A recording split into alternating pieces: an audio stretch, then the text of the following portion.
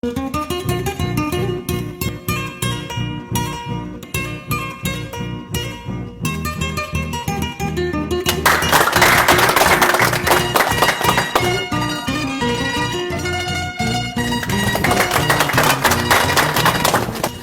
la entrega de este convenio que estamos firmando, señal de compromiso de que la agricultura tiene que cambiar, tiene que avanzar, y acá los profesionales que me acompañan tienen que hacer la representación del gobierno regional en esta su tierra hermosa de Mascarga Gamarra.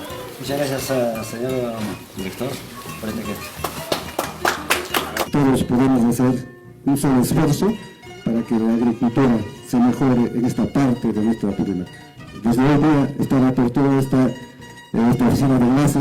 A nombre del señor gobernador, señor Percy Godoy Medina, va a permitirme cortar esta cinta para que esta oficina siga por todo el tiempo.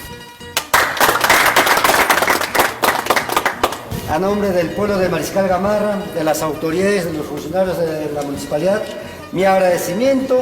Seguramente esta oficina de enlace de agricultura va a fortalecer y nos va a permitir trabajar articuladamente la autoridad regional, la autoridad local y con nuestras comunidades de los diferentes pueblos de Mariscal Gamarra. Primeramente quiero agradecerle al gobernador regional de Apurímac por esta oficina de enlace que va a estar en nuestro distrito de Gamarra, que va a estar al beneficio de todos los agricultores. Este es muy necesario y urgente para nosotros, para los agricultores, porque no hay a dónde acudirnos, sí o sí tenemos que bajar a la oficina de Abancay.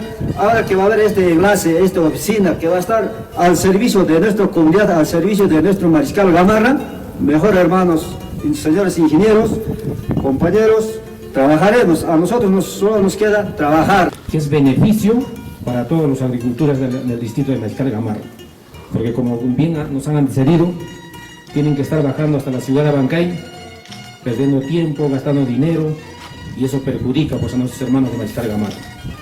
Entonces, señor director, nosotros como autoridades de acá del distrito de Mariscal Gamarra quedamos agradecidos que esto nos servirá para todo el distrito de Mariscal Gamarra. Muchísimas gracias, señor director y señor alcalde.